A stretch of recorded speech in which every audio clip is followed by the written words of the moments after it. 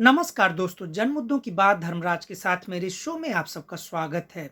अलीगढ़ मुस्लिम university पर सुनवाई करते हुए सुप्रीम कोर्ट ने साफ-साफ कह दिया है कि उसके माइनॉरिटी स्टेटस के मामले को दरकिनार नहीं किया जा सकता है।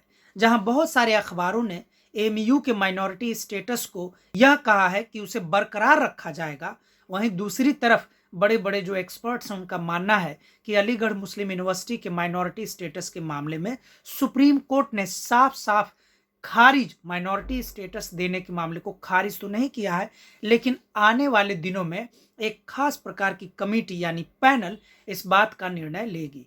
अलीगढ़ मुस्लिम यूनिवर्सिटी के खिलाफ एक प्रकार से कैंपेन लंबे समय से चल रहा है। खासकर इस कैंपेन को मजबूती तब मिली है जब केंद्र में भाजपा की सरकार आई है और उत्तर प्रदेश में योगी आदित्यनाथ के नेतृत्व में भाजपा की सरकार बनी है। अलीगढ़ मुस्लिम यूनिवर्सिटी के माइनॉरिटी स्टेटस को चुनौती देने के लिए एससी एसटी आरक्षण के मामले को भी जोड़ दिया जाता है।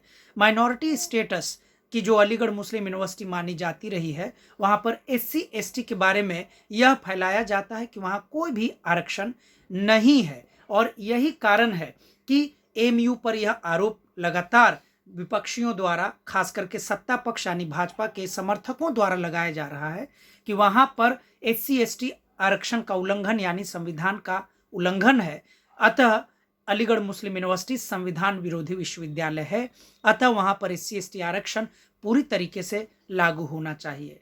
लेकिन जो भाजपा के समर्थक अलीगढ़ मुस्लिम यूनिवर्सिटी पर आरक्षण की आड़ में माइनॉरिटी विश्वविद्यालय होने के कारण हमला कर रहे हैं, वे यह नहीं बताते कि भारत के वे तमाम विश्वविद्यालय जो माइनॉरिटी स्टेटस की कैटेगरी में नहीं है और जहां पर आरक्षण लागू पूरी तरीके से है, वहां पर आरक्षण लागू करने की सच्चाई क्या है। हम सभी जानते हैं कि जवाहरलाल नेहरू विश्वविद्यालय, बनारस हिंदू विश्वविद्यालय, दिल्ली विश्वविद्यालय, ऐसे तमाम जो सेंट्रल यूनिवर्सिटीज हैं, हैदराबाद सेंट्रल यूनिवर्सिटीज, ऐसे तमाम विश्वविद्यालय हैं, वहां आए दिन आरक्षण उल्लंघन की बात आती रहती है। कहीं पर छात्रों को नामांकन यानी एडमिशन देने में आरक्षण के उल्लंघन की बात सामने आती है, तो कहीं कहीं जो फैकल्टी रिक्रूटमेंट में यानी प्रोफेसर की बहाली में भी आरक्षण के उल्लंघन की बात बड़े पैमाने पर सामने आती है। लेकिन इन मामलों में भारत सरकार यानी भाजपा के नेतृत्व वाली भारत सरकार बहुत मुस्तैदी से कोई भी कार्रवाई नहीं करती है। न तो भाजपा के समर्थक बड़े पैमाने पर आरक्षण के इन मुद्दों को उठाते हैं। इसका साफ मतलब है कि जहां आरक्षण संवैधानिक प्रावधान है, वहीं भाजपा के समर्थक आरक्षण का इस्तेमाल माइनॉरिटी स्टेटस वाले विश्वविद्यालयों पर हमले के लिए कर रहे हैं। आज के लिए इतना ही। आगे हम फिर मिलेंगे अगले मुद्दे पर। तब तक के लिए शुक्रिया, धन्यवाद।